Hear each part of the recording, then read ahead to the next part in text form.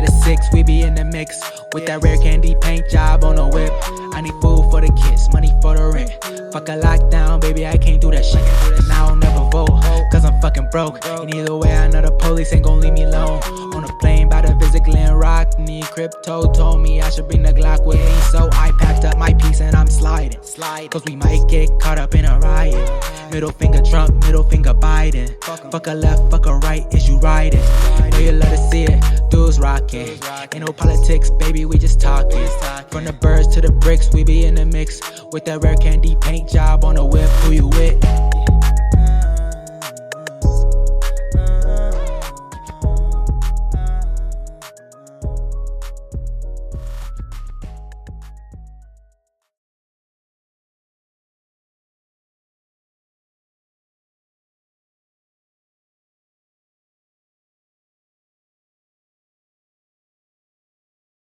I saw a really cool thing on my walk today. I don't know if you wanted to take a look at it with me. I want to see if I can share it with you.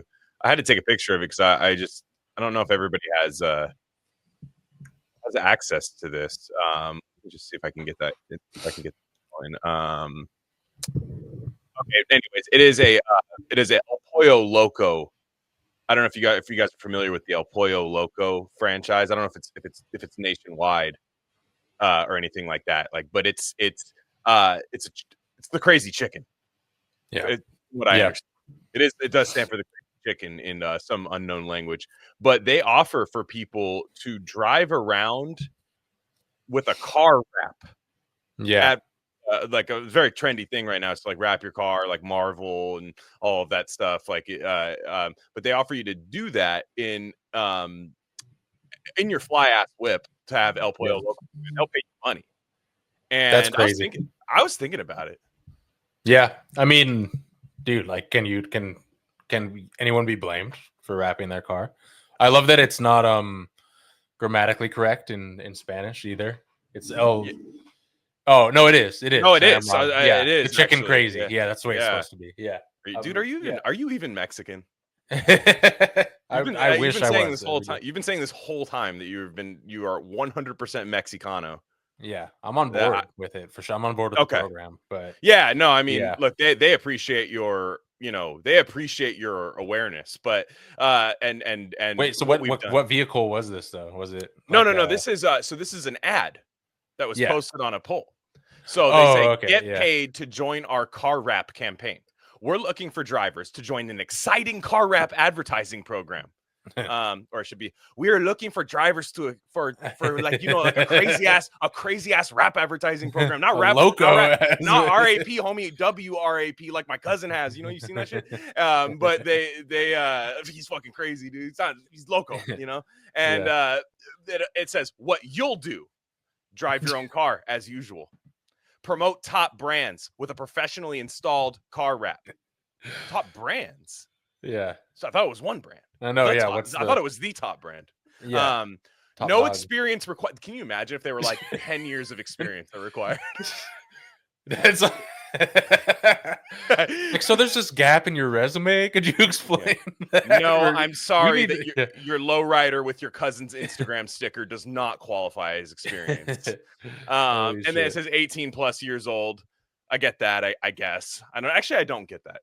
A high school kid should be able to do that. It also says turn your car into a moving billboard and earn up to $400 a week just for driving as you normally do. $400 a week? Here's what I would do, dude. I would heartbeat.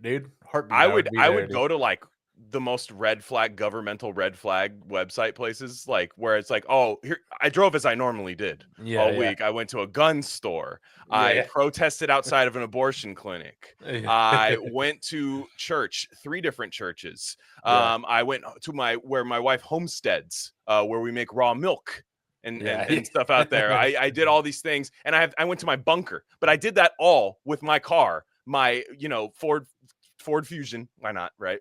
Or Ford Fusion wrapped in El Pollo Loco decals, and I'm pretty sure a lot of people are feeling the loco after that.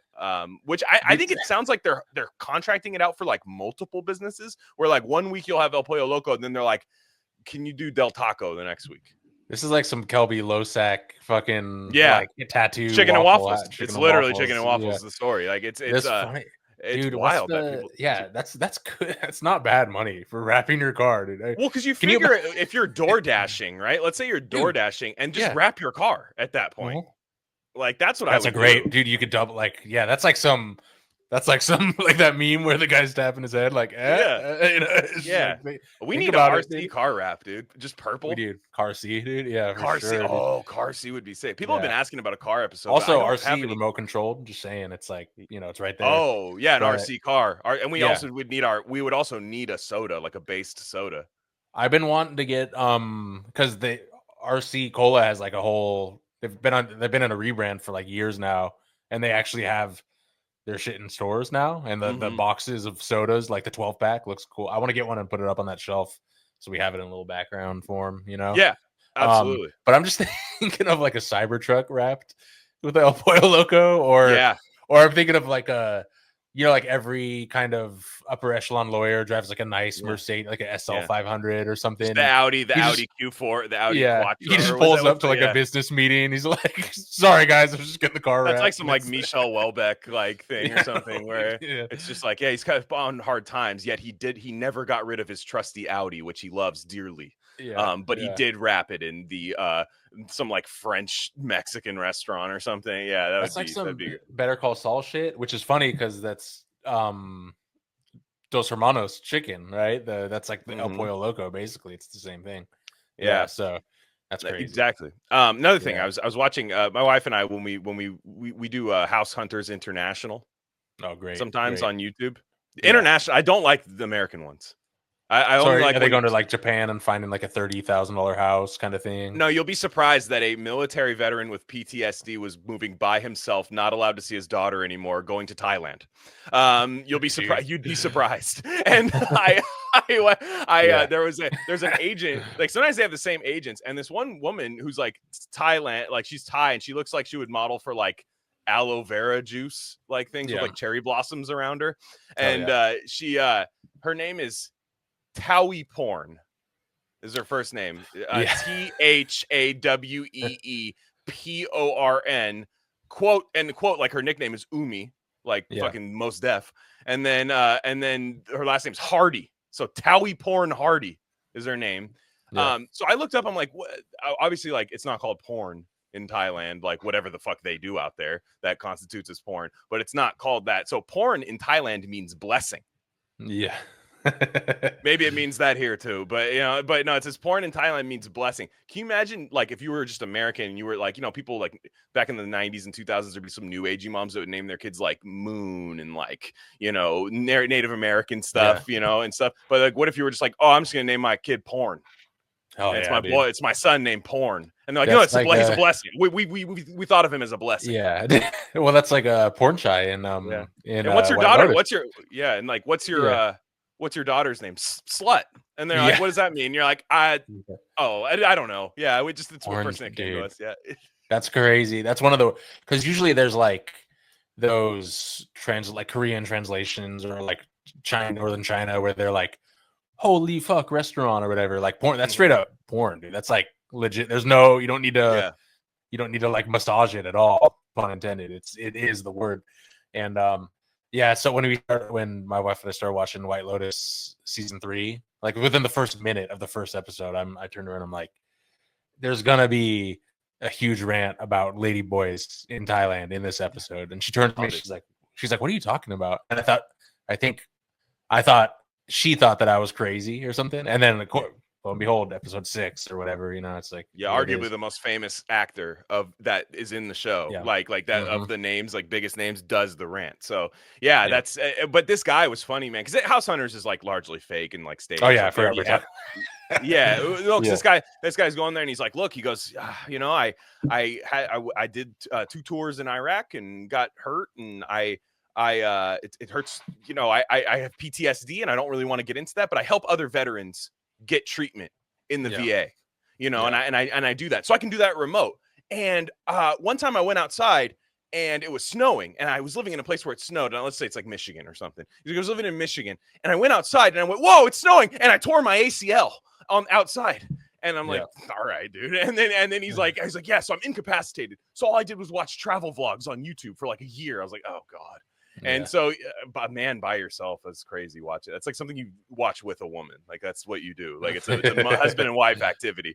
And but he's watching it, and then he goes, anyways, like I had a kid, not allowed to see her anymore. She changed my life. And then she was a blessing, so to speak. She was a blessing, dude. Yeah. So the first thing I thought of when I thought of porn, my blessing child, was Thailand.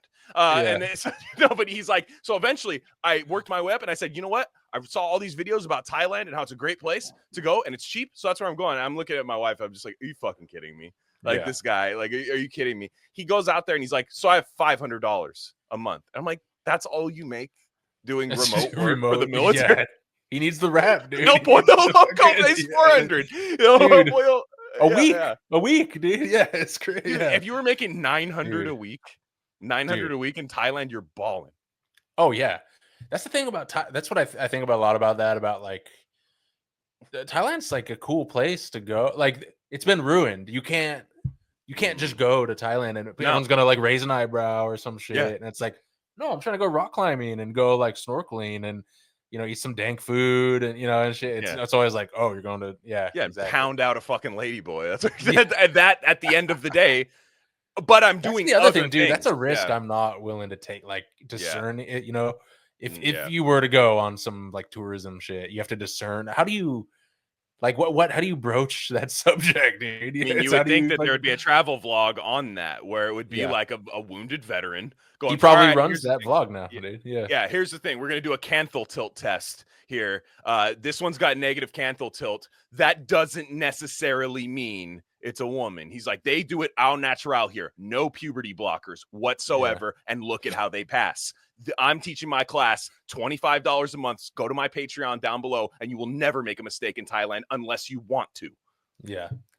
Mistake 10% of the time. Yeah. And, no, he's like, occasionally you might just be feeling froggy and like, you might just knock one down. Yeah. We're going to get you right back to the episode, but I just wanted to let you guys know of a few other things we offer at Rare Candy Industries. We have a Substack with free and paid subscription options. Free subscribers get access to all written content. That includes Bob's Red Pill. That's the best thing going on the internet right now. Trust me. Paid subscribers get full access to our premium episode feed. And that's just every episode we don't necessarily want to share with the general public, if you know what I'm saying. Again, that's rarecandy.substack.com. We also have merch. That link's a little long for me to say right now, but go to the description, go to our merch store, and find a shirt that's right for you. We have Rare Candy shirts, Dr. Bronner soap label shirts, Rishi mushroom shirts, all types of stuff there. Check it out. There's got to be something for you. And lastly, check us out on social media. On Instagram, we're Rare Candy Pod, but on Twitter, we're at Rare Candy Pod 1. All right, enough of that. Let's get you back into the episode.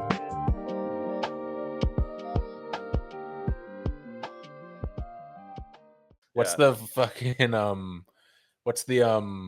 I think it's that like kind of famous meme video where the guy is in Thailand and he's like, oh my god, it's some like girl on the street. He's like, oh my god, you're so beautiful. And she's like, I'm ladyboy. And he's like, no way. And he's like, yeah, I am.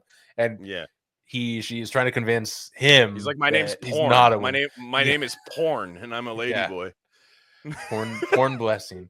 I'm thinking of it's like chai tea. It's like it's just chai. You don't tea is redundant. It's tuna fish. Yeah.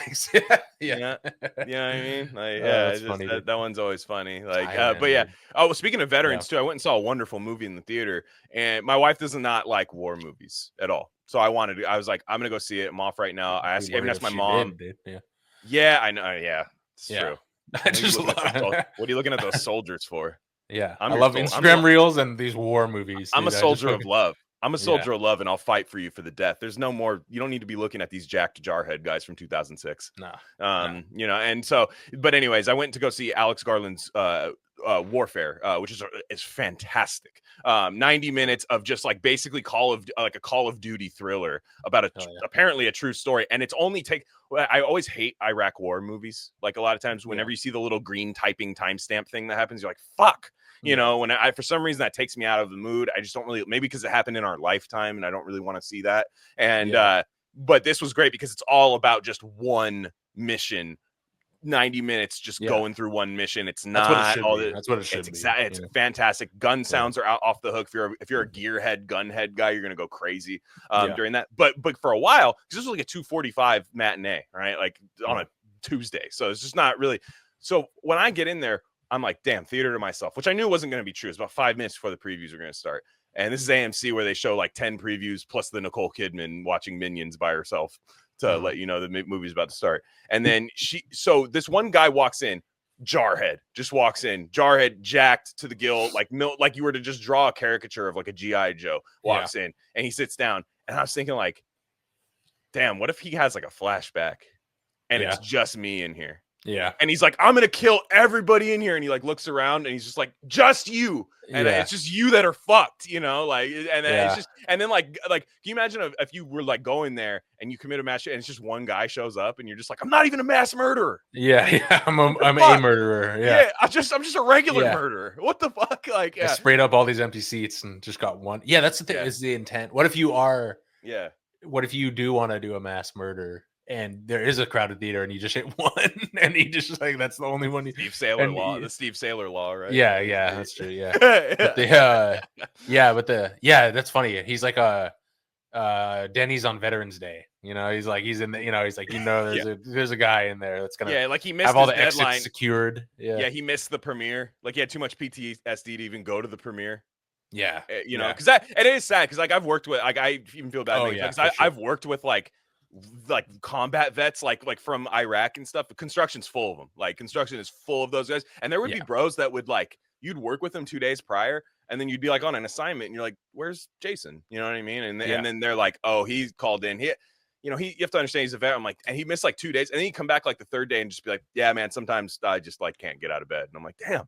And you believe it. It's not like some bullshit either. You can tell.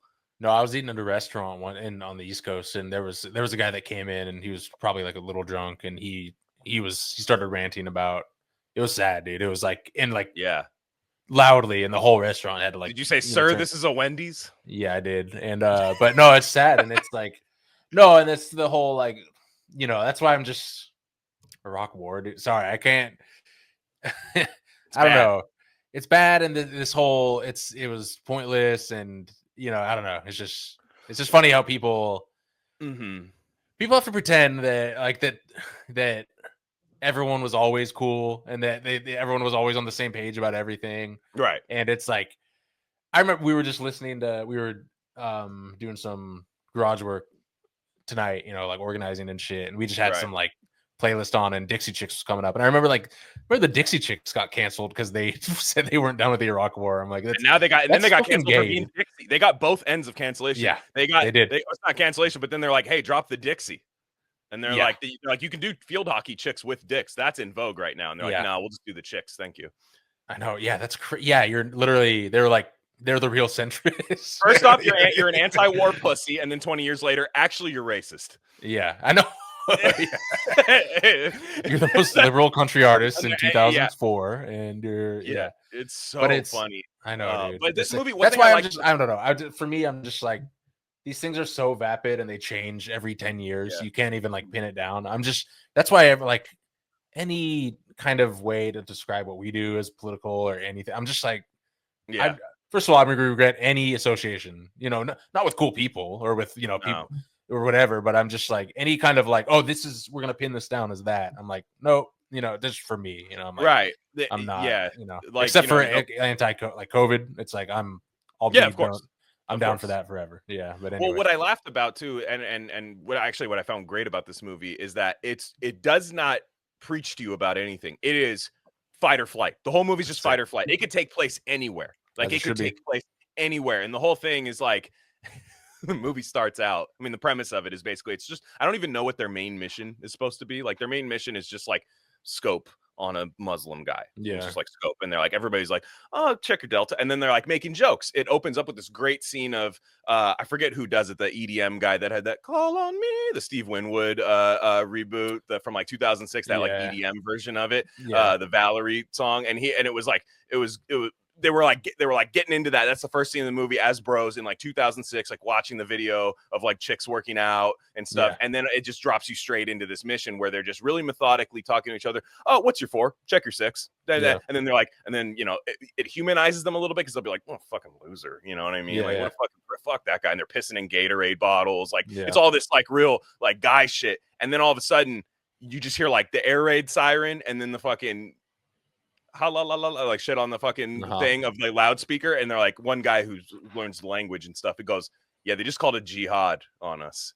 And they're like, you think they're gonna do it? And they're like, yeah.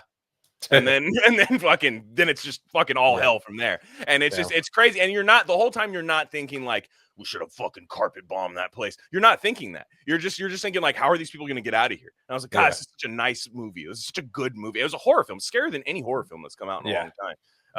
So I highly recommend that. But man, there's so much to talk about today. I was laughing at Antonio Brown's Twitter presence the other day. Everyone, I still think he's one of the he really hasn't lost. It's still funny. Like he doesn't change it up or anything. Like my coworker, he's got a legit career now too. That's the funny. It's like my coworker one time, Asian guy came up to me. And Young Wei Koo had made a game-winning field goal for, I guess, the Falcons or something. And then, like, everybody's celebrating it. And then AB goes, chink of the day. Young Wei Koo. It just says that. Just like, that's it. Like, and he doesn't do one every day. It's just every once in a while. And then my buddy at work thought it was the funniest thing in the world. And he was Asian. He's like, that's hilarious. Like, and then the other ones are like, you'll get, like, serious old head, like the black football players that cry on podcasts all the time. Talking about, like the Ryan Clark, Shannon Sharp, like those type of guys that just love crying and talking about how vulnerable they are, while then simultaneously saying that they'll crack you 15-yard penalty style after. It's hilarious what they try to do with that. It's very PC principle. And they guys, one time, like I heard this like Shannon Sharp and I think Ryan Clark, somebody like that was saying like, AB, I know you from back in the day. I know you. And as black men, let's sit down. Let's cut the shit. What you're doing is tap dancing. And it's not right. And I want to talk to you and see where your head is at. And then like AB will just post like a chair with dildos all over it with like semen dripping from the ceiling. And it'll be like Shannon Sharp's office. Like, I know he responds. So he doesn't even say like, fuck you, bitch. Like, don't ever talk to me. He's just like, you're gay. I'm sorry, dude. You like clown on Shannon Sharp. I'm probably with you. You know, like it's I'd be more worried if he didn't. You know, like it'd be like this. AB's funny, but he's not clowning on Shannon Sharp. You know, he's like he's actually. Cool. It's so good, so funny. So like, that's really funny. And then on TV the other day, I saw a commercial of 4 to 5 black Zoomers. I counted 2 septum rings inside a Kia, vibing really hard to This Love by Maroon 5, which I'm sure happens daily. And I happens all the time. Yeah, you don't realize that actually Maroon's rap's gotten so bad that they have to like do this like, little tap dance. Maroon Central Park 5, Central Park Maroon 5. Trump's like taking out he's like, hey, this song actually sucks. He thinks Adam Levine's a black guy. But anyways, imagine you're in that, like, because like if you're in that commercial, like let's say like you are a guy in that commercial where you're like, damn, this is like life's on like easy mode for me right now. Like all they did was tell me to like vibe out in a Kia, and I got like $25,000 for this line, and that song's probably not even playing in this. They're probably playing something else. But I could imagine like that patronage level of like, no, I want wokeness forever. Like I just got $25,000 to sit in a Kia and listen to Maroon 5. I wonder what that check's like. They would pay some commercial. I saw that commercial probably like they would pay some. Yeah, exactly. That's exactly, which is, you know, classic NBA fan thing is to just get your Kia, NBA, listen to Maroon 5. It's hard for me to like fully get into hoops because I'm just like, but the Kias are great cars, by the way. They're really. Is it true that they come from the war machine, killed in action? Like that's how they used to scoop up bodies. I always heard that was a rumor, and that sounds not real. If I were to like bet on it just by gut. I could see it though. I mean Asian company, Korean War. You know, I could see something like that happening. But I don't know if that's true. But somebody I've never heard like, that before. Yeah, like I thought they said it's like, you know, it was like them and like Daewoo competing with each other, you know, to see who could pick up the most bodies. I don't know, perhaps. I'm gonna. It's one of those ones where I don't want to fact check that. Like, that's kind of sick. That's it happened. That's what it is. Yeah, that's what. And then domesticate yourself and to just like ease yourself into American domestication. Episode title: Killed in Action. Killed in Action. Yeah, absolutely. But it was just. But I'm thinking about that guy, right, who gets $25,000 or whatever to listen to. Can you imagine if he gets canceled though, like for just calling someone like a fag on set or something, and they're like, dude, and he's like, oh, don't be a woke pussy. They're like, this is the reason you're here is because I'm a woke pussy. What do you think this is? I gave you this job because patronage network. Yeah, exactly. It's like, buddy, you can't be saying that. He's like, really? Even me? They're like, even you, dude? Absolutely not. Rules of engagement. How about that Ben and Jerry's thing? The RFK? Yeah, I mean, so the Ben and Jerry's. Well, it's crazy because I was I watched a little bit of the Tucker Dave Smith, and in that episode he's like, I had a Ben Cohen on, the Ben and Jerry's guy, on my pod. He's like one of the most liberal guys in history, but of all time.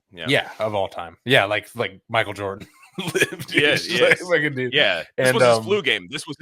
His flu game. Yeah. And so I was like, oh yeah. So anyway, it just got me thinking about, Ben and Jerry's guy.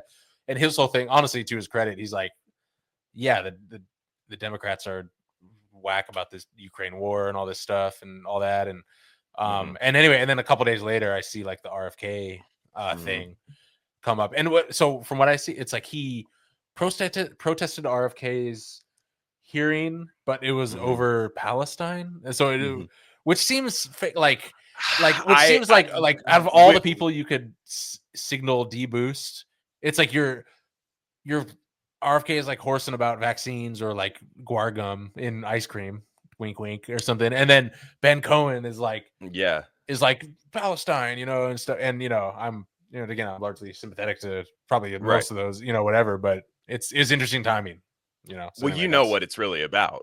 I mean, it's about the seed guar gum, dude. It's about the guar gum. Yeah, it's the guar gum and the seed oil and the seed oils, because he's thinking, he goes, this guy doesn't want to imagine world peace. This man wants to take the seed oils, the essential component in imagine world peace, and the tonight dough. And Kaepernick, dude. The Ava DuVernay lights caramel action. That's a hard name. And honestly, she is caramel too. Like, it makes sense. And dude, I gotta say, Americone Dream is straight fuego, dude. It's so fucking good. All of those flavors are great. It is horseshit though. Like Ben and Jerry's ice cream is horseshit. Like it's not, and I don't do ice cream wars. Like a lot of people do ice cream wars where they're like, actually Haagen-Dazs is like made in the Garden of Eden. It's God wanted us to have it. Like there's a lot of people that do stuff like that, which I'm like, actually, and Joseph said to the Lord, definitely not Peter's. We're not talking about them at all. But anyway, And Joseph said amongst the Lord, you may have the Haagen-Dazs. Like just they talk about it like that. I don't do that because I think at the end of the day, ice cream is an indulgence in my opinion. It's just an indulgence. But like Ben and Jerry's, it's like no joke, like 1,500 for a pint. 1,500 calories. And their ingredients go crazy, especially if you indulge in the non-dairy ones, which is like straight fake food. And they're delicious. And I'm like, this is corn, too good. Dude, corn syrup solids, bro. What the fuck are corn syrup solids? Like that's not even corn syrup, and it's they had to concentrate corn syrup even more. What was it gonna? When I was a waiter, is canola oil like? Can you? Canola oil is not flammable, right? I mean, obviously. I think any vegetable oil is like you could burn it in an oil lamp. Because what I'm getting at is, what if he self-immolated with canola oil inside the Senate hearing? That'd be crazy. With some it wouldn't burn strong enough. It'd be like a mild flame. And can you imagine if he just had first degree burns and nobody helped him, and he's just suffering there with really like, because it would still hurt like a motherfucker, and everyone's like, well, you don't look like you're gonna die. And he goes to the pit. He's like, I mean it. Yeah. And he goes to the pit. Yeah. He's like, no. So when I was a waiter, I served the head lawyer for Ben and Jerry's. And he was there. His last name was Cohen too. for sure. And he was Cone. They changed their name to Cone. Yeah, Cone. Ben Cone, dude. Conan. Hey, what's up? I'm Ben. My name's Ben Conowitz, and they're like, no, just Cone. Yeah, like, what's up, man? My name's Ben Cone. Waffle Cone. Dude, yeah. Shalom. My name's Ben Cone. Yeah. No, but so I served him, and he would just come in like alone and just horse and shit. And he was there forever, and he was like the head guy legally. And I forget like what we would talk. I forget what we even talked about, but man, those guys were raking in some tonight dough, dude. They were fucking loaded. Dude. Oh my gosh, yeah. Dude. That used to be a degenerate purchase of mine, was just tear up a pint. Yeah. It's single use. It's single use. It's like a disposable vape. Like you're done with it. I'm not vaping anymore. You can't save it because you can't eat half. You always have to eat like 7/8, and then that last bit in the freezer is just never good. Have you ever eaten half a pint of ice cream and gone, I shouldn't have did that, and thrown the other half away? I definitely have. I think so. I think I did it recently. Actually, I was like, I can't be doing this. Yeah. That Tillamook one, whatever you guys got going on in Oregon, is insane. I'm like, dude, Tillamook's insane. Fucking insane, dude. It's like that's a cool little trip. You can go. I haven't been to the factory, but I've been to the town. It's like a coastal town. I feel like there's sexual fluid happening inside there, like where they're just like people are really climaxing while making that. It's crazy. What flavor? Because I was always hip to their like shredded cheddar, and I was a cheddar guy, like Tillamook cheddar. That's how I always knew them, as the cheese company, and I always thought they were from Wisconsin just because of cheese. Like I thought all cheese came from Wisconsin when I was a kid, and so I would say mint chocolate chip. Their mint chocolate chip goes insane, and I don't fucking know. There's ice cream people that are like, oh my gosh, dude, what have you done to your stomach? I'm like, I don't eat it that much. Like I just don't eat a lot of ice cream. Yeah. You should eat it infrequently enough to where it can be dog shit and you'll be fine. Is my take. Yeah. If you're needing the pure ingredients, that's what I mean. Eat it right? 6 times a week. Yeah, exactly. Well, that's what I mean. I'm kind of like, this is, at the end of the day, this is a capital T treat. At the end of the day, so I don't really care about my treat, my indulgence. Like I'm gonna like treats, Chapo, dude, Chapo treats. So exactly, dude, but this ice cream thing was hilarious though, because the guy there was all these protesters. It just looked so fake. It looked like Soros didn't even want in. Like he was like, "Nah, I'm good." Like, what the fuck is this horse shit? And then like he was like, "Dude, you guys are a bunch of fucking amateurs." And he didn't even want in. And like I was like. And to be honest, like you're a Kennedy, so you're kind of like, you got to be fearing the worst. But I was tripping because I'm like, damn, dude, you didn't contract this out for for a false flag kind of thing, or you didn't contract this out. Go find somebody like, hey, dude, I see your car's wrapped in El Pollo Loco. I see that you could use an extra.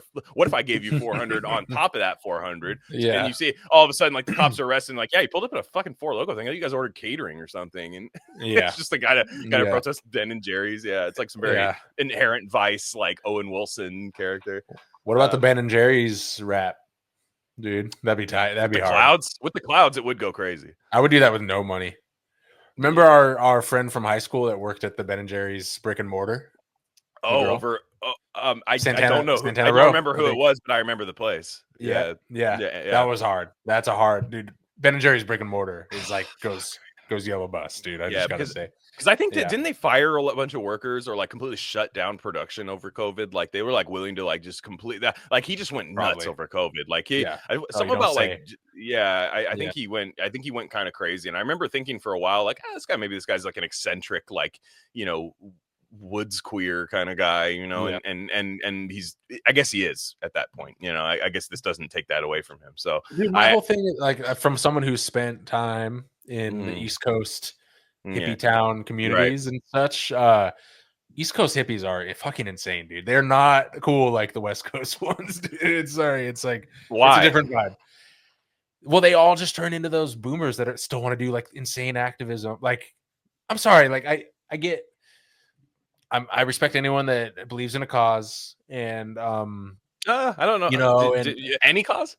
Well, I mean, that's what I'm. So that's part of it. Is like, when you get to be 60, when you have silver hair and you still have like long hair hippie, that's fine. I like the aesthetic, but it's like, bro, just hang it up. You don't need to protest climate change anymore. I know you need to just be picking up trash I knew a dude who I really love and respect. Actually, kind of a former boss of mine who like did these crazy and he was really very, very smart, like one of the smartest dudes I've ever met and worked for. And so I definitely no disrespect. And he did a lot of like wind and solar and built up this whole business, like renewable energy business, which I think is cool. Like everyone hates on renewable energy all the time now. It's like I think it's cool, dude. I think it's like parts of it are cool, especially if you do it like locally. And so anyway, he just made paper doing this, like sold it to another company for probably millions. And then he calls me up. We were just kind of like, we hadn't talked to it in a couple of years. And he's like, yep, I retired from my second thing and I'm going into full-time activism. Oh, video games, Activision. Yeah, exactly. Yeah, no, but Tony Hawk. I'm gonna play Tony Hawk the rest of my life on Activision. Yeah, exactly. Yeah, TPH3. Yeah, I'm getting. Yeah. I left activism in the past. I'm on Activision now. Yeah, on activists and Activision. But the thing that inspired him was that crazy what's that shit that that X, what's that climate X thing that they did where people were super gluing their hands to the street and Starbucks, and it was one. Oh, James Cromwell, right? Wasn't James Cromwell doing that? But it's X something. Our listeners it's like X. It's like Action X or like it's like something some fake Michael Crichton fucking State of Fear thing. Exactly, dude. It was such and I heard about this thing right as I was starting to get a little more skeptical of the whole thing. By the way, ice sheets are back. We're so back. And anyway, so it's that's a good call. Yeah, absolutely. Yeah. And anyway, so he's like, I'm going full time into this. I'm like, dude, you're way smarter than like even that. So anyway, they love institutions. They love like organizations and institutions. Like if something looks organized and instituted, they can't say no to it if it scratches any sort of itch. And like they can't understand that something could ever be constructed to lure them in and then waste their fucking boomer ass life and money. I think I feel, and I get, I'm not trying to paint a broad brush here, and I'm always thinking about Scott. Never. Yeah, I'm always thinking about Scott when we talk about this because he's the goat, dude. He's the boomer. So he's the boomer. Yeah, the boomer skeptic. Yeah. And but the whole thing, like, here are these hippies. So the boomers, they're hippies, but somehow they're responsible for chemicalizing the entire fucking world at the same time. And I'm like, I get it's not like the same people or whatever, but I'm like, God damn, guys, like, what the fuck, like why? Like I'm like real hippie hasn't been tried. That's my thing. I'm like, let's get back to the roots. So anyway, that's a good point. Yeah, let's get back. Let's get back to the roots rock. We'll get back to roots rock. No, I because I was thinking about that too. Like just these people, like they just like you. At some point, you gotta like hang it up. You can't be a pro athlete forever, and you can't be an activist forever. Like I remember somebody, I forget who it was, said to like Noam Chomsky once, and they're like. Noam Chomsky said some shit to him, and he goes, "Yeah, you're a fucking 80-year-old anarchist." Yeah, dude. Like, what the fuck is your problem, dude? Like, dude, like it's just that's the fakest thing I've ever heard in my life. Like, that's you need help. So I was, but also trust Pfizer for some reason. Also trust Pfizer because it's an institution. Yeah, it's an institution, and they're trying to. They're well. The whole thing is like, I think their thing with RFK is like, they're like, we just got the fucking. Everybody can get vaccines, and now this guy's trying to stop it from happening, which to be honest, it's not enough in my direction for that to even be like agree with them. But in their mind, any infringement on Pfizer's just steamrolling every part of the world to them is stopping lives from being saved. Like we're in the pit, and that's their problem. I wanted to talk to you about one thing is I really want to send you to India one day. I like really bad, like on my, like I want to pay for the entire thing. Like that's gonna be my. I'll do it. Heartbeat, dude. Heartbeat. I was gonna go with my cousin and maybe my brother at some point in the 2010s, and then it never materialized. But I had cousins that went, and they were like, "Yeah, I don't know." I could make it work. I can make it. Yeah, work. of course. Yeah, because everybody talks about the shit river. They do. They talk about the shit river. Now, the thumbnail would be you pointing at the Willy Wonka chocolate fat river and soy facing and going, Psi reacts to shit river. That would be that. I'm a travel vlogger now.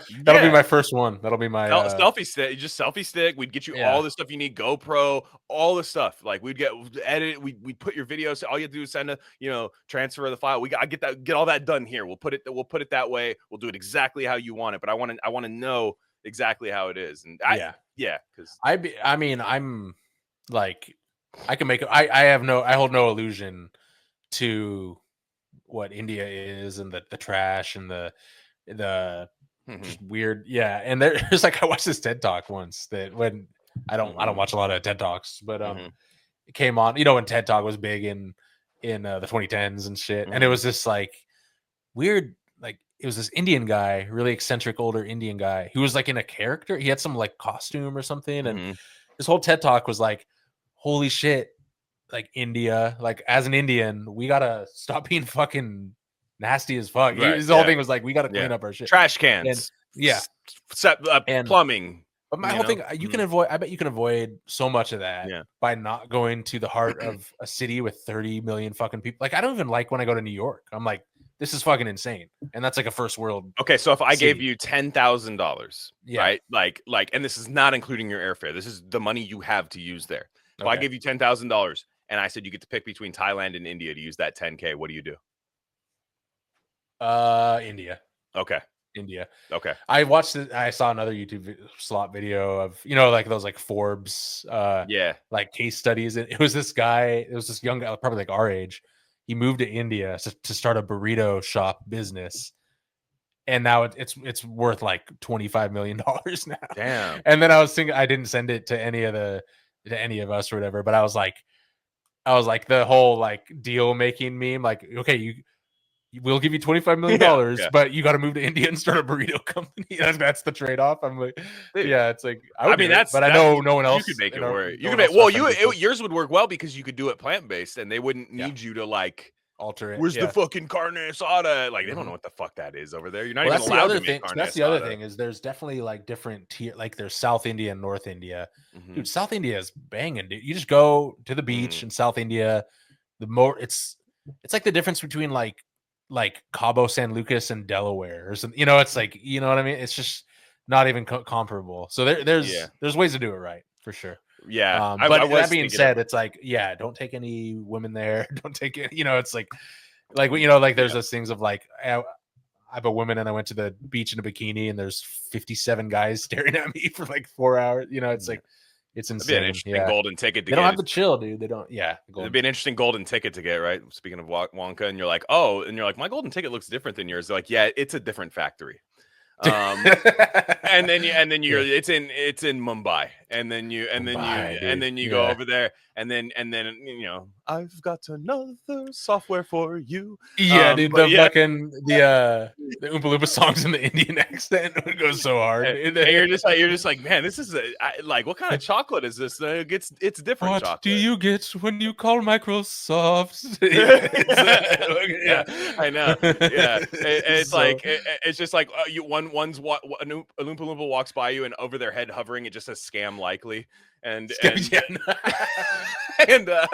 I'm saying, dude. And I'm sorry, like if dude, that meme, the one apparently they talked about, I didn't hear the Matt and Shane, but it's the civil rights activists in the 60s being like, ain't no Pakistani ever told my no Vietnamese. It's based off of the no Vietnamese ever called me the N-word. So like we're protesting civil rights. Don't try to get me to go fight in Vietnam. My war's here. But then the sign was changed and said no Pakistani ever called me or called my grandparents and told them that Microsoft needs updating or something.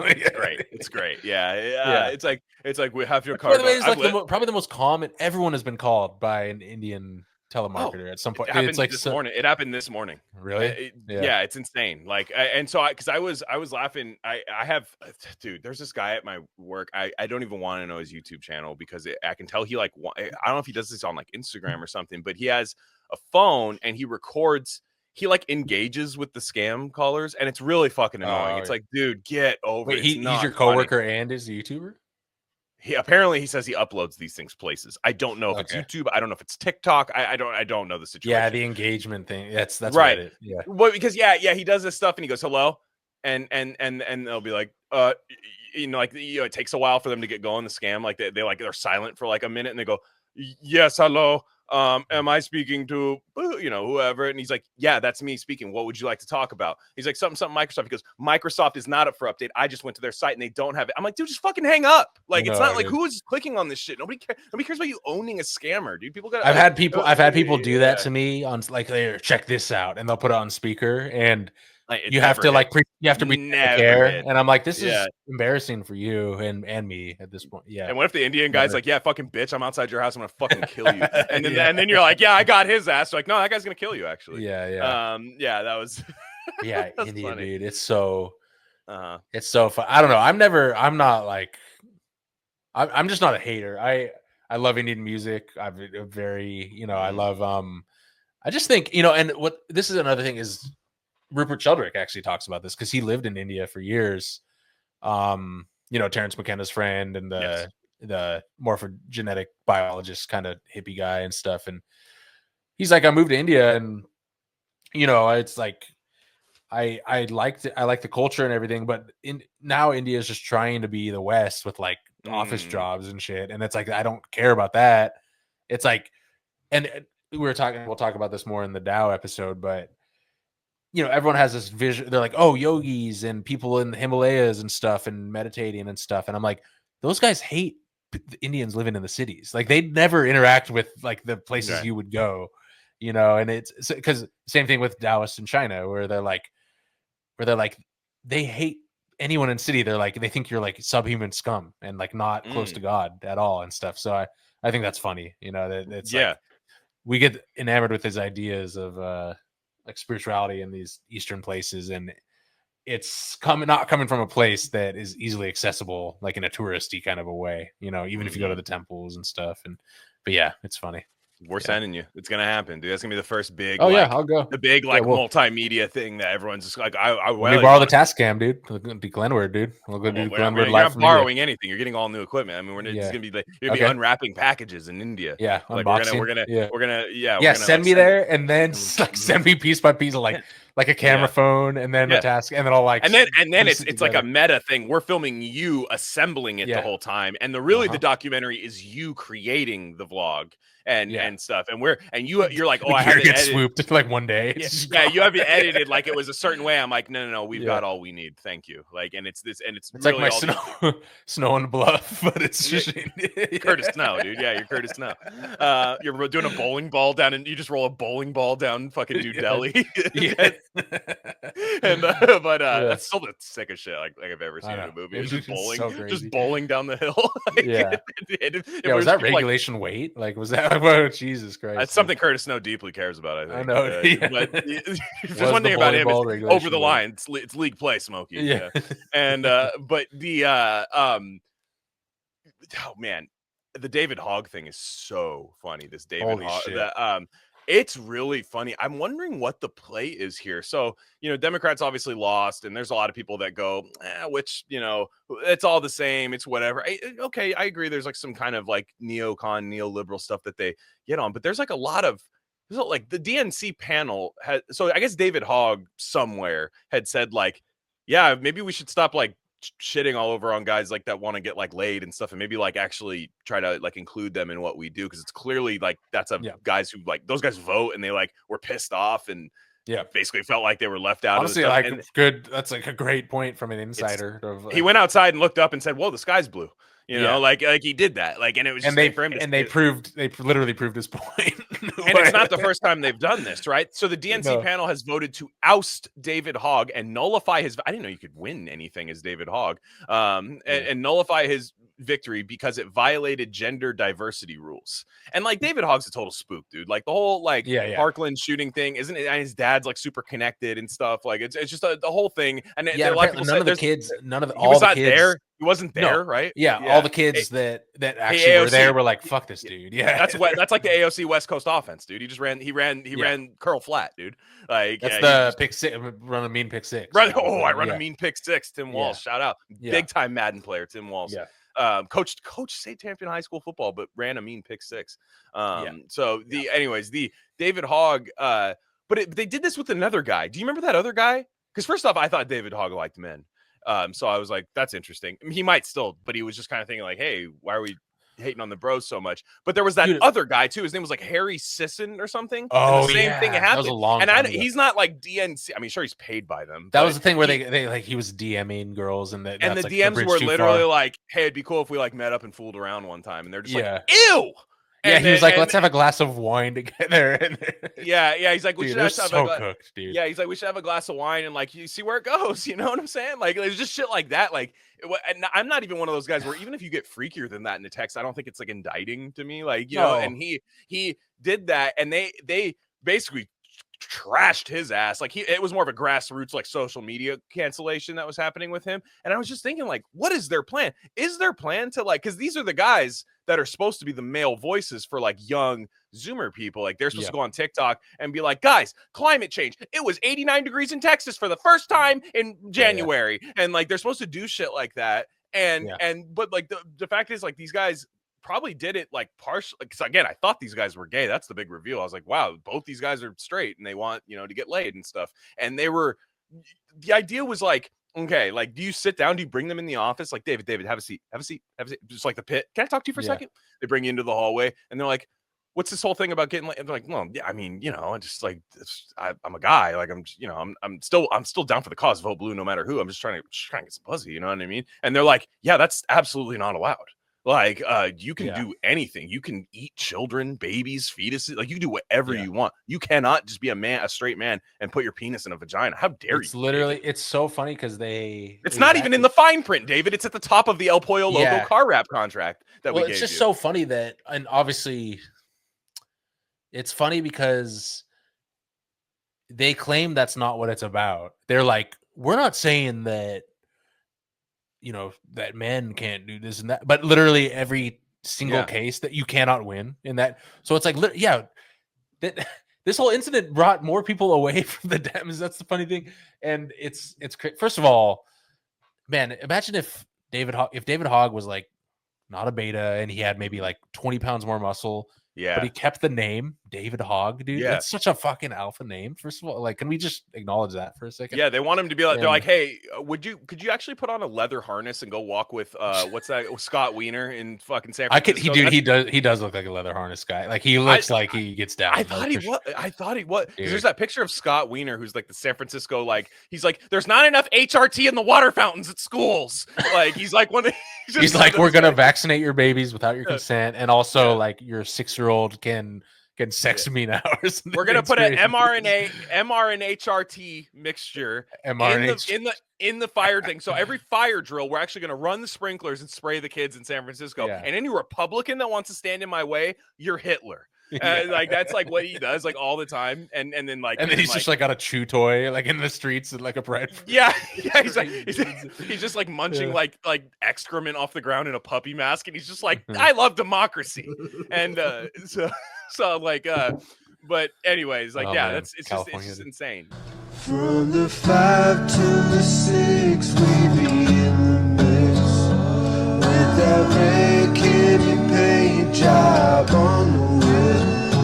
I need food for the kids, money for the rent. Fuck a lockdown, baby, kids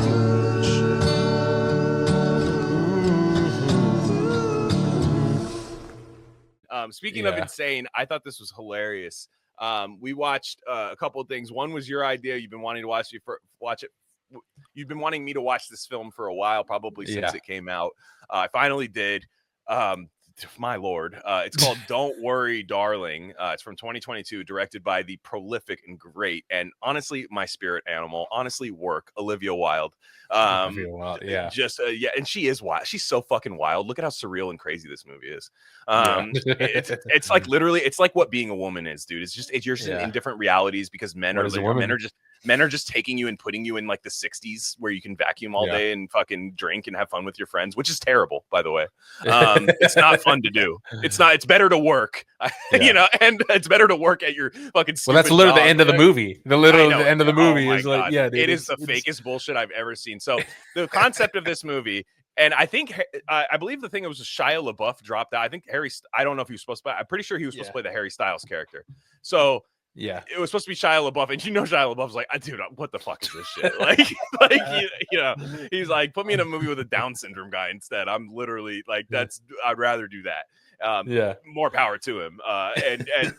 But he was supposed to be in that movie, and I guess he dropped out. I don't know the lore or the reasoning behind it. Like that puts him up a notch in my book. Sure. Louis Stevens, shout out, dude. Yeah, and he, so the concept is like, it starts out and it's like, the problem is right off the bat, it's like a fake ass millennial idea of the 60s already. Like, it's like, I know that's not, though, it's actually a fake world, but you look at it, you're like, this is such like Mad Men mixed with like Lana Del Rey video, like millennial women just like binging that, and like, that's my aesthetic.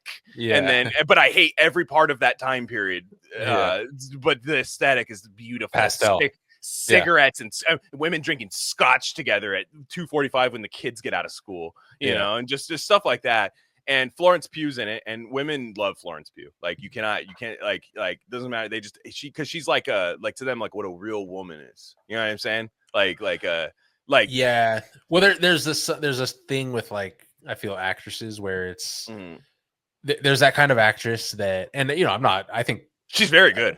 I think she's great, and also, but there's that kind of thing. There's an actress that's for women, where women are like, 100%. oh my god, she's beautiful, and guys are like, she's all right, It's like kind of like, you're just like, you know what I mean? But it's like very like who's the other one that's like, Rachel McAdams? That's another one who's that's a big. I don't know about that. I'm not saying no, but I'm saying whoa. Well, damn. I mean, no. I'm just, there's nothing to get into, but just anyways, go on. But no, that's not it's not a slight at Rachel, but you know what I'm saying? Like, I've had, where you hear they're like, oh my god, there's certain actresses that are for, like, I'm trying to think of another one, but anyway, that's it. No, I got you, but like, I know your type. What happened was. Well, what happened was the movie. It's clear that Olivia Wilde's favorite movies are like Midsummer and The Stepford Wives. Yeah, and she was like, "I'm gonna have Florence Pugh.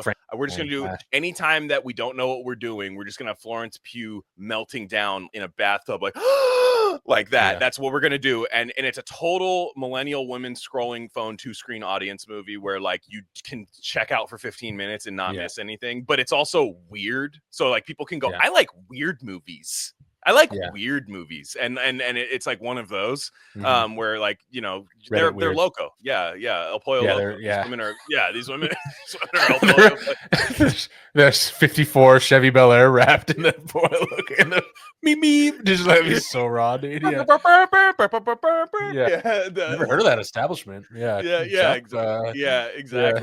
You pull it up and you're pulling. That's the thing that can transcend both realities. And don't worry, darling, is the El Pollo Loco. No, but but you're okay. So that people that are against 50s, 60s vibe, they care about it more than any incel does, like, or any like return guy does. No one's. I don't spend my time thinking about the 50s and shit. You know what I mean? I don't know. It's just, it's like, dude, women freak out when they see like a model smoking a cigarette. They like they melt down for a whole day. It's like they're just like, I can't even move now. Yeah, and I'm just like, it's a fucking cigarette. Get over it. Like, but also, this movie is insane because Olivia Wilde is insane. Like, it's always she sucks, dude. It's always the and I'm not, there's kind of like this, for at least maybe not so much anymore, but in the 2010s there was like a, like women kind of went along with that thing, they went to college or whatever. And I'm not even like, hey, that's just kind of it's just like the flow of a river, it's like, obviously some people went, but Olivia Wilde is like legit insane and is like, and it's like Ted Lasso, like literally going after my boy Ted Lasso, like he turned into Ted Noose, dude. He was about to hang into him, hang himself. Dude. Yeah, he couldn't. I know, so it's like, I don't know, it's like where there's like, if everyone else is the problem, maybe you're the problem. That's like quintessential, 100%. Like one of those meltdown after meltdown, like fallout after fallout. But I can't seem, everyone's wronged me. Yeah, but the ending is insane because Florence Pugh, she literally works in the pit. Like, that's her job, her day job. Yeah, like, I know. I felt weird. So what happens in the movie is basically like, it feels just peachy, Soundgarden, Black Hole Sun life, like kids playing, sprinklers running, scotch glasses clinking, cigarettes going, but something just feels a little bit off. And Harry Styles and Chris Pine is the ringleader of Victory, which Victory can is basically creating reality where it's like, which we later find out Harry Styles is like this incel eating tuna out of a can, which that's what ladies do, by the way. Is they eat like cats and stuff and eat like tuna. And I saw somebody says that, like, there was a funny post that said the prettiest girl you've ever seen eats like a raccoon. I thought that was hilarious. And my wife's even laughing at that right now. And they like because I think somebody said it because it was Dua Lipa was like, my favorite meal is Diet Coke and pickle. And you're just like, oh, okay. Like, it's just like that's what they say. Like, and so I just pictured like a Michelin star restaurant. It's, you know, they always have like motifs and bits. It's like they just bring it out in a trash can for you. And all right, for the third course, we have a trash can. The waiter shines a flashlight on you and everything. It starts banging two lids together to get you out of there. The husband just eating like a steak and chilling. Like,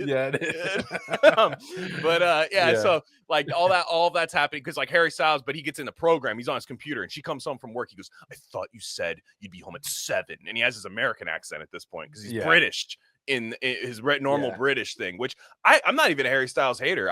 He's very good in Dunkirk because it's that's a good World War II movie. Christopher Nolan, shout out, and he's good in that. He doesn't stick out like a musician actor. Like he looks like he's just a regular actor. Not great, but just kind of does that. One of the alternate realities though should have had him wearing the dress that he always fucking wears, where because he shows that he doesn't wear like the Kurt Cobain like style, like wedding dress. I'm fucking junky. He's like I'm fucking wearing a dress because I'm like, this is hot, and everyone's like, no, it's horrible. And they're like, you're a good looking guy. This is the worst thing you could ever do. But it would have been funny if like she came home one day and then he was like in a dress like, hi sweetie, with like Marge Simpson shotgun makeup on and stuff. Like that would have been sick because it's like it should have gotten like way more demented in the realities and like more psychosis. There's so many ways it could have gone if they didn't have, they still could have kept the theme if they didn't have to lecture you. And I'm starting to, and it came up in the pit again. And we're just edging towards the pit, but we're gonna be in the pit. Yeah, but it's, man, it's just these incel things are so weird because it's like, I think that is maybe a real phenomenon, but it's way rarer than like legit incels that are like want to murder everyone and shit, and they think it's like the biggest problem in the world, you know, and it's funny because like I think like a lot of like feminist type women really they're disgusted that there would be a guy that is mad that he's not getting sex and is like nerdy, you know. That's kind of like the thing, you know. It's like it's never like a Chad guy that they're mad at, you know, for being, you know. It's like us seeing a Disney adult woman, you know. Sometimes it's like almost the same concept, which is an incel in a way if they're single. Diz-cell, Diz-cell. D-I-S. Damn, dude. Yeah, that's right. But anyway, I thought this. Yeah, I'm sorry I made you watch that film because it was totally one of those ones where because like when I watch a movie, I like to give it my attention. Like even if good or bad, I'm like, if I'm going to talk about this, I want to give it a while. I don't want to be a guy who like didn't pay attention for 20 minutes. Halfway through, I realized I'm like, oh, this is made for women to sit. Sweatpants on. That was a big debate on Twitter. Was like sweatpants, like you should wear a slip or something. It's just women will spend all fucking day arguing about that. It's insane. I know. Insane. And then guys, I'm like, guys, who gives a fuck? Like, why are you arguing about women's clothes? Like, oh my lord. No. So they start arguing about that, but like, it's meant for them to sit down, watch it. Phone out, watching something completely different, kind of just 2-screen system going, and that every once in a while they're still gonna pop up and see Florence Pugh going like that, and then they go, and then because you can tell Olivia Wilde was like, she's my spirit animal. Florence Pugh is my freaking spirit animal. You could just tell because there's all these clips of like her humor doesn't really make sense to me because she's kind of like a Kate Winslet now, where it's like, I have a dirty mouth, I cuss all the time, you know, like just like a fucking twat, you know, like they say stuff like that, like to let you know, like she's a British woman that cusses, and she's kind of like the modern Kate Winslet, and because there will be like all these YouTube things like 20 times Florence Pugh has eaten cheese on camera, and it's like supposed to make you laugh because like the interviewers clearly bring her cheese now, like for the interviewer, because there was one time where she just goes, oh my god, have you got some cheese for me? I am so starving, and she eats it like a raccoon, just like that fucking whole wheel, and then they're like, she's a contortionist too. It's so crazy. I'm just like, I don't find her that interesting. Like star power, and I realized this was meant and it got nobody likes it. Like you know what I mean? The movie, this don't work. It didn't work. It bombed. I mean, whatever that means. I think it was a streaming movie, but it's not still free on streaming. You have to pay for it. So you have to pay. I'm sorry, dude. You owe me $3.79. I mean, we'll take it out of the. I feel extra bad now. I literally, no, because I thought the same thing. I'm like, wasn't that on like Max or something? Like, I was like, wasn't this like readily available to be watched? Like, please watch this shit. You know, like, and that's the thing, and it sucks because it's not horribly made, and it's just one that you get halfway through it, and you're like, oh, I see what's that, and then you're like, okay, and then you're like, fuck this, because the big climax thing is she finds out that Harry Styles is part of this thing where guys who are losers in current reality create this patriarchal society in the 60s, of course, Mad Men style 60s, you know, half rim glasses and stuff like that. They find out that that's happening, right? And the big twist was that her friend is like, actually, I liked it. Like, I like it. It's Olivia Wilde too. Her friend goes, I liked it actually. So I'm like, I'm for it. You're right. This happened, and I'm sorry for you, but I actually wanted to do this. And she argues with Harry Styles, her husband, and she's like, I had a job, I had a career, and he's like, yeah, but you hate that job. She goes, I love working, like that. And I'm just, she was like, it was mine. At least it was mine. At least it was mine. And it's like, that what, like, what's it was just dumb. And like, he's this guy, like the whole idea is that like, she's like, have you eaten? He's like, I've been starving waiting for you. And she's like, you haven't eaten? He's like, no, because I didn't know what you wanted. And it was the whole play on the women don't know what they want for dinner, so men use it as an excuse to not do anything. It's just like, it was just, the whole thing was this like 2022 needling at men post COVID. I'm going crazy from being locked up, even though I screamed at people for going on spring break. Like this whole oh god, the whole thing. They put us in the virtual reality. That's what I'm saying. You're mad. You were mad at like Ron DeSantis. I also like the idea. It's so gay that the like, I'm gonna link up with my online bros so we can create a virtual reality where we do this together. It's called fantasy football. I know.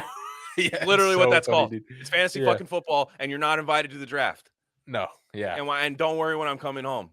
2 running backs. You know, we're doing a snake method. You know, I'm picking dynasty league, and every guy has 10 minutes to pick. Yeah, you know, like fuck you.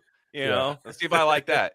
You know, because if it was, that's the funny thing. It's like if it was the 50s, like, because there was a black woman that fucking killed herself in the movie. It was a classic like like jump scare. There was a black woman standing on a roof. She killed herself. I forgot about that. She slit her throat. She falls back off the roof, and everyone's like, "Whoa, she fell off the roof! Isn't that crazy?" And the idea is that she, as a black woman, noticed it first and noticed that there was something wrong.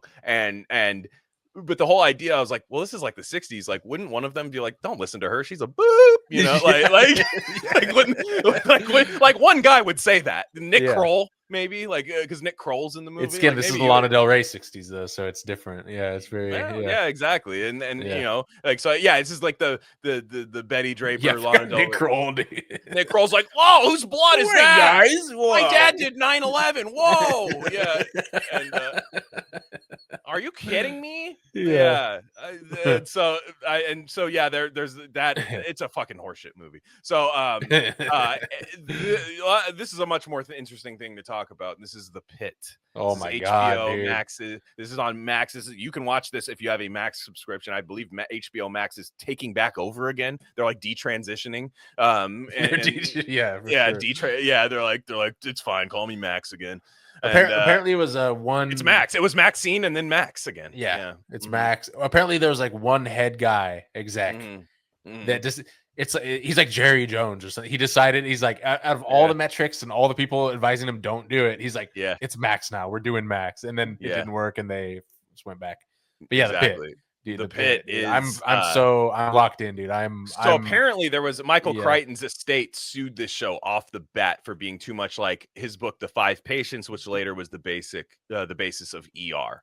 So apparently, like, I have a feeling this show was supposed to come out in like 2021 or 2022 when all of this stuff would have hit way harder, I guess. Even though a lot of that media flopped too, but people would have been inside watching it. Just out of this, there would have been accompanying podcasts. There would have been all of these things, reactions to The Pit and stuff. So now apparently it's doing well. People are watching it because medical dramas hit pretty hard with the same 2-screen millennial women. I've never been a medical drama guy. Never been it's not my thing. Even though I love Michael Crichton.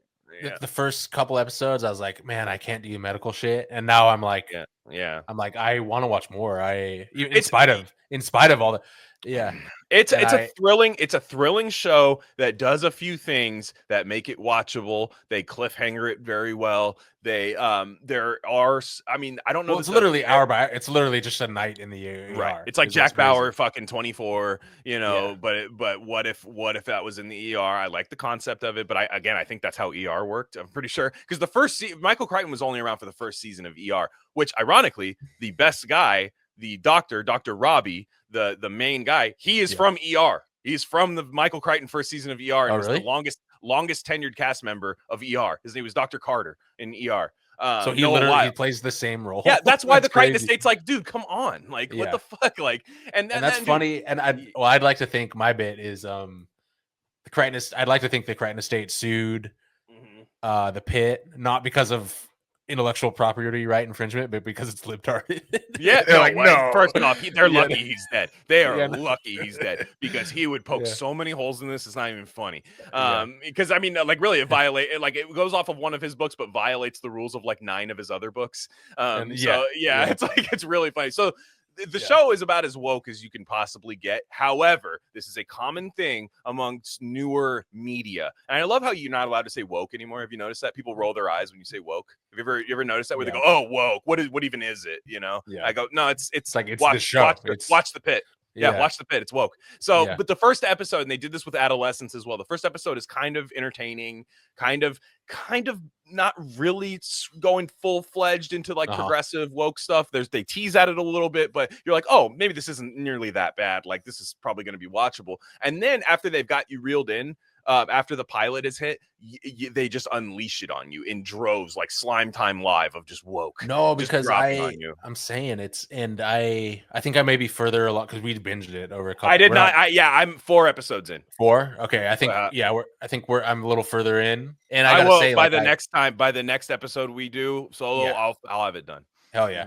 And it's because the first couple, they snuck a couple little things in here and there, which, again, I totally expect. I'm like, okay, you got to do that. It's a new show, and like, it's not based or whatever. So it's just, but then by 3, 4, 5, every new patient, it's like a subplot. It's a woke plot. It's insane, and it's crazy. And like even my wife, who's like, she's very based and very cool, but she's not like super fucking hardcore about it. Even she's looking at me. She's like, what is going on? She's like, what? She's like, when did they start calling homeless people houseless, unhoused? And she's like, what's she's like, why do they do that? And I'm just like, I know, it's like somebody came in, like this woman, she was graped and possibly unalived, and you're just like, oh my gosh, dude, like she got graped by a white male in a high executive role. I'm telling you right now, exactly, no, it's whatever, however crazy you think it is now, it literally it goes up exponentially. It's like a climate change graph from the 80s. So it's a fun hate watch though, because first off, the main doctor, Noah Weil, is a beast. I love him. He's great. He's a great actor. He's a great actor. He's fantastic. He's actually really good at like engage when he talks. He has his bedside manner is really real, because again, he did 11 seasons of ER. This is easy money for him. This is just fucking easy. And it was, dude, back in the day too, because he's a real good looking guy. Back in the day, like when it was him and Clooney in like 94, women were out of control. Like they were just like clawing at the screen. Like they couldn't get enough of those guys. And but anyways, the couple moments I wrote down that are absolutely batshit insane.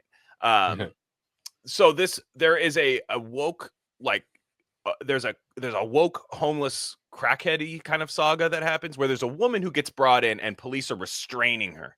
Right, she's a black woman, and she's being restrained, and the police are like, and the police are like, oh, calm down. I know you're just here searching for drugs. You want, I forget what the term is, but people who go to the ER in hopes of getting opiates, and pretending they have something wrong so they can get opiates. And there's a kind of like a black Indian nurse. She's horrible, this woman in the show. Like she corrects everybody. The hijab. No, not that one. The other one. The other one who's slow. They call her the slowest one, which is pretty funny. Yeah, like she's slow, like, and she only talks to like 2 patients like in like 3 hours and stuff. So like, because she cares so much, and she's tired probably. But anyways, the lady, she goes, "Stop it right now. Look at the way you're treating her." This is like in an intense ER environment where you wouldn't really be thinking about that. You'd be like, how can we help this woman? And so the whole concept is this woman is not homeless or unhoused or whatever, and she's not searching for opiates. She has sickle cell, and sickle cell gives you so much pain that you should give her opiates without asking. You should just get, so that there's like one doctor who's just like, "Oh, I don't know about this," and she goes, "Maybe do better. Maybe have empathy." And she says that to him. And that's the whole show. That's the whole show. The whole thing is talking to a patient and then going, "Can I talk to you for a second?" And or "Can I confer with you?" They say, "Can I confer with you?" And they walk out in the hallway where clearly everyone can still hear them. And they just berate each other about who's more woke than the other. And there's no, as far as I know, there's no like based 4chan guy. You got to have one, right? Like, shouldn't there be one person at the hospital? Like, remember all the nurses that got fired during that time? Let's be real. I know, dude. I know. Like, there's not one person that just goes like, no, like they cannot even have their ideology tested in a show properly. No, and it's crazy, and I swear to God, when it literally goes exponential, it keeps going, it doesn't stop, and it's like that's their only move in the show. And there's at least 4 subplots where someone comes in for treatment, but the hidden treatment is they're being abused at home or something, and all the nurses are like Sherlock Holmes with the pipe, trying to like, how can we get to the bottom of this case? And they spend hours. And the men have no idea. The men are like, I don't know how we could possibly treat this patient because I'm a man. There's an autistic, like a 30-year-old autistic table tennis guy that sprains his ankle and comes in, and the guy doctor's like, "All right, where does it hurt?" And he's super gruff, and then the newbie doctor, she's like the 20-year-old Indian girl. No, actually the white one. She's like, gotcha. I know what you're talking about. She's like, "Let me talk to him," and she's like, "So tell me about your table tennis tournament," and like totally connects with this autistic dude, and it's so funny, dude, because it's like, I'm like, did they having someone act autistic in the show? But it's crazy. I know I'm skipping ahead, but they bring up COVID. The COVID anti-mask guy, straight. Spoiler alert. Straight clocks of the fucking one of the nurses, like the old lady nurse, in the jaw, like sucker punches her as hard as he can. Fuck yeah, dude. Dude. And that's just how the episode ends. Is he just comes? Guess your mask doesn't stop that. Guess your mask doesn't stop this shit, libtard. Pow! No, and the other one is like, there's a fight that breaks out in the waiting room between these two women, and it's another like. Like it's a woke person against a way more woke person. Like they're like arguing. It's hilarious. Well, no, this one is like like took our jobs, MAGA versus woke. And the thing is like, she's like, she punched me in the face because her kid was coughing, and I ran up and I tried to put a mask on him. And you're supposed to empathize with the insane lady that tries to put a mask on someone that isn't her kid. And it's.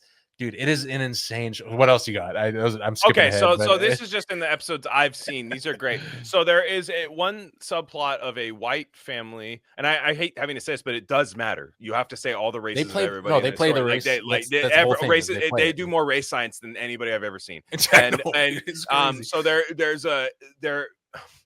there's a white family whose son is a 6-year-old son is just unresponsive, just completely unresponsive. They bring him in. The kid looks like he's about 5 or 6, and they bring him in. They're like, well, nothing seems like really wrong, but he's just like not conscious right now. We'll figure it out. And they're like, could he have gotten into anything? Do you have alcohol around or anything? And then, of course, the mom is like really on top of it, and she's like, no, we don't do anything. We don't do any sweets. We don't do anything. And then the dad goes, fuck my THC gummies that your brother gave me. So the kid ate an entire thing of THC, which I that would be scary. Like, don't get me wrong. And that is like a big problem, I think. Or a dog does it. Same thing. Is my dog dying? Yeah, exactly. So no, I can see that being a problem. The mom spazzes, like, because like to me, she has no chill. To me, I would be like, thank God that's all that's wrong. Like for me, like it would still be scary. Don't get me wrong. Like, but I'd be like, oh gosh, thank God he didn't drink fucking Drano or something. You know what I mean? Exactly. Like something like that. Like I'd be like, okay. No, she's like, is he brain damaged for life now? Could he have autism? And they go, well, we don't. She goes, everybody thinks they know the cause of autism, but we're not. She like the nurse who is like autistic Amy Adams. That's what she looks like. And she's like, and the mom starts screaming at the thing. She goes, you're done. A social worker comes in. Guess the race of the social worker. She has dreads. And she comes in and is just like, you're going to take my kid away because of him, my husband's stupid thing. She goes, we're not taking your kid away. Then after that, the Amy Adams lady goes outside because she can't handle any sort of stress, this is a great job for her. And she goes outside and starts reciting Megan Thee Stallion lyrics. Wait, I did not catch this part. Yeah, well, because I heard that song in a commercial where they go classy, ratchet, bougie. Oh yeah, like she's doing that outside, like and then of course she's doing it as like her mantra, which is this is such like fucking garbage. And so she does that and she runs back inside, and then there's the white doctor who's kind of a prick. He's got like the little kind of like haircut, like younger guy. Yeah, he's kind of a prick, but he's still really woke. Yeah, and because I'm like, dude, make that guy based. Like, if he's gonna be a prick, like, at least make him based. It doesn't work, this whole thing. He comes by and talks to one of the other doctors, and he goes, oh, I'm so glad they're not gonna take the kids away. And she goes, and then the guy goes, yeah, they're white. That wouldn't happen. Yeah, like, I know. What? Like, that's the moral of the story. Like, it's crazy, dude. It's insane. I actually kind of like the social worker because she'll check. She's cool. She's cool. Because they'll be like, can we take this kid away from her mom? And she's like, you can't do that. She's like, we can't legally do that. Yeah, she's like, actually, we'll check them. And it's hilarious. So, but there is a part, again, I'm spoiling all this for you, but I don't care. There's a part in the future where you probably saw it, like the junkie that pisses on the young guy, right? Oh yeah, that was good. That was funny. And like later on, he's like, can I talk to him? And so they bring him back in. I'm like, look, man, I'm sorry. Like, it's so, all I can think about is like Jared Klickstein, dude. Klickstein. Yeah, I mean, he probably did that a couple times. No, but the whole thing is like, it's so, he's like, look, man, I've actually been clean for a year. I'm just homeless and I'm schizophrenic and I can't afford my meds. And that's why I flipped out. And then I piss on people. And I'm like, you don't need to make the junkie an angel. Like, you don't need to like make like not every guy, like, it's this thing. It's the classic like 2017, like where every oppressed person is an angel. They have no fault to themselves whatsoever. And then they're like, well, we have this street team. We can bring you your drugs to your location, to your encampment on the street, and give you a once-a-month injection. And I'm just like, that's working really well if you live in a city that does that. It's working really fucking well when you walk outside and you see needles scattered everywhere. It's fucking tight, dude. Well, and I just reject the premise. I'm like, no. Okay, so I have a family member that has done a lot of work in the ER as a nurse, and they're just like, it's not like this. Like, first of all, and this is propaganda. Obviously, this could be seen as like COVID propaganda or like medical propaganda. But it's almost written by a guy that really wants you to think that ER doctors are the most angelic people alive. Yeah. Like, well, it's the Marvel. It's basically the Marvel COVID meme of incarnate of like all the Marvel Superman superheroes bowing to them. Yeah, because like I said, the main doctor is great. He's fantastic.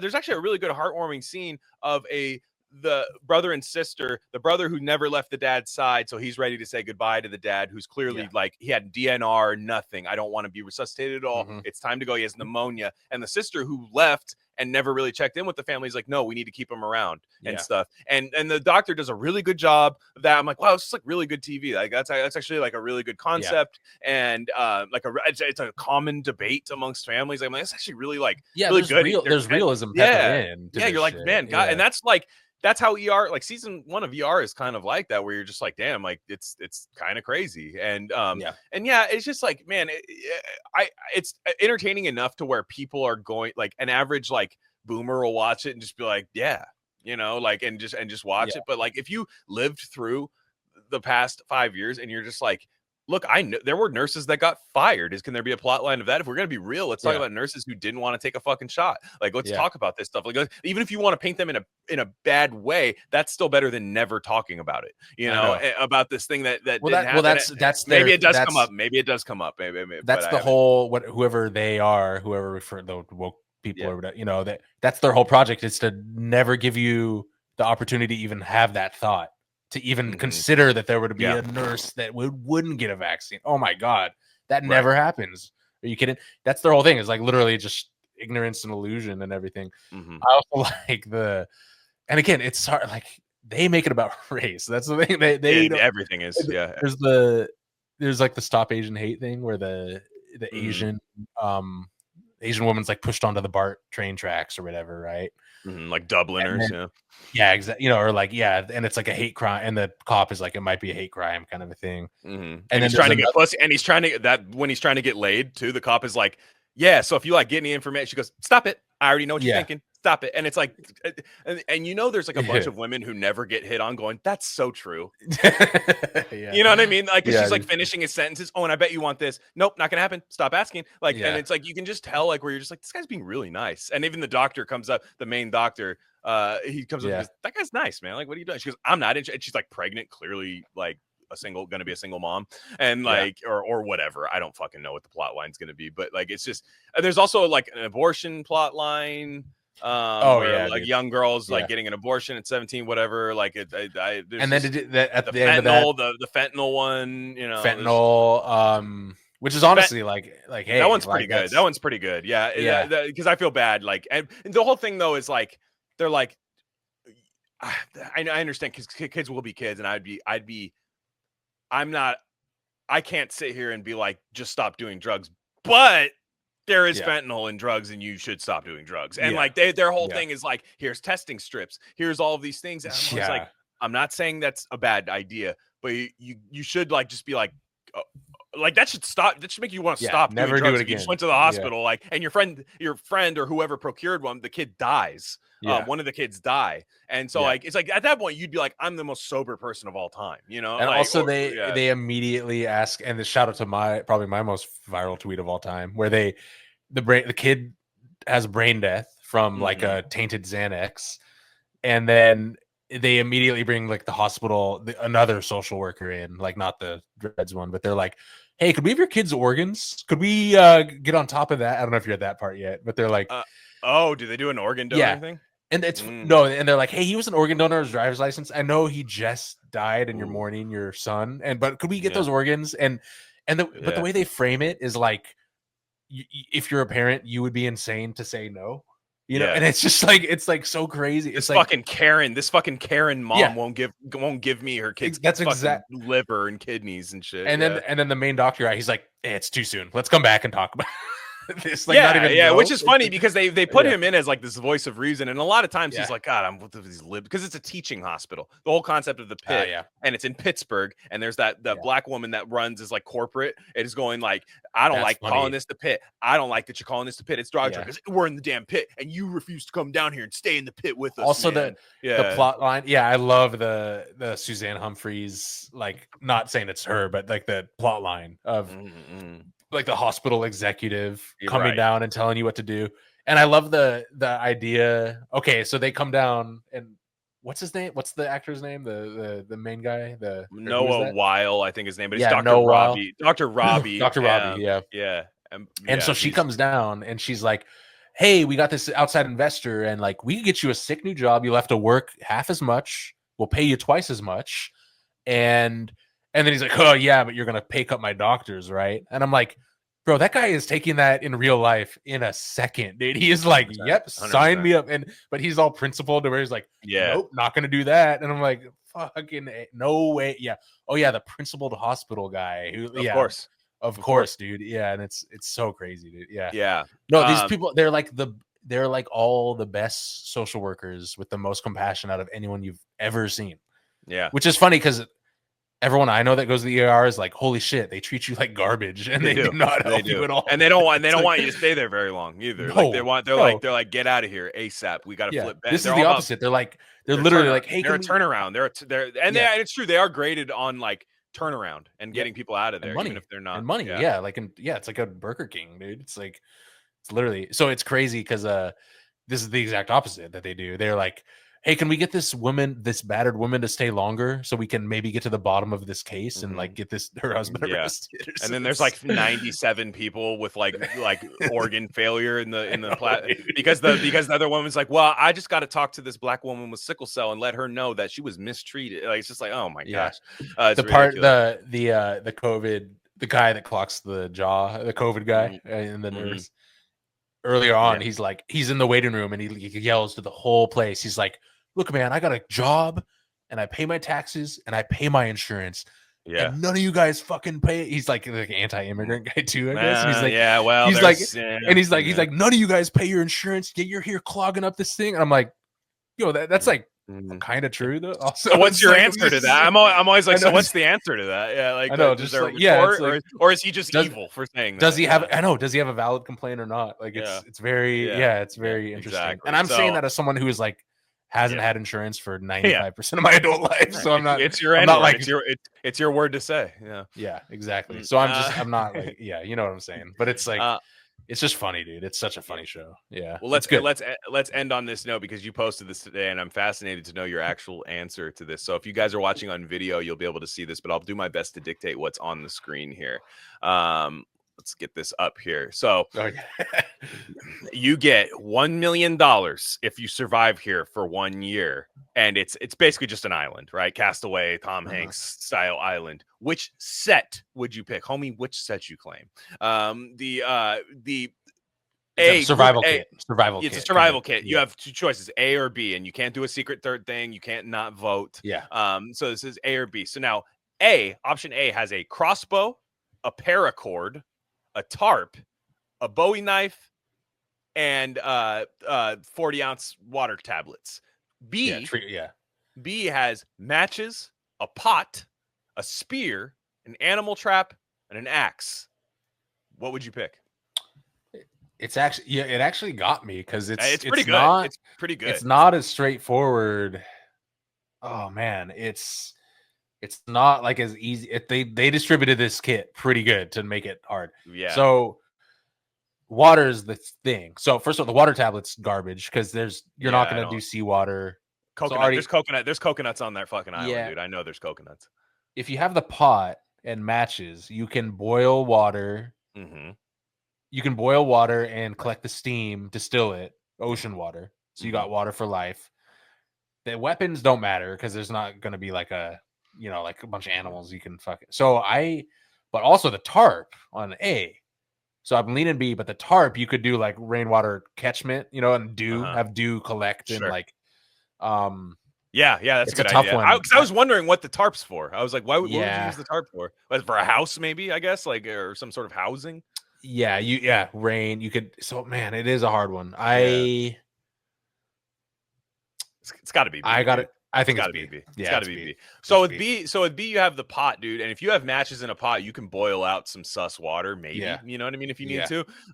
Because first off, if A said 40 water, and I just got my E40 fucking mixtapes, dude, I might pick A because I can like that. It says 40 ounces of water tablets.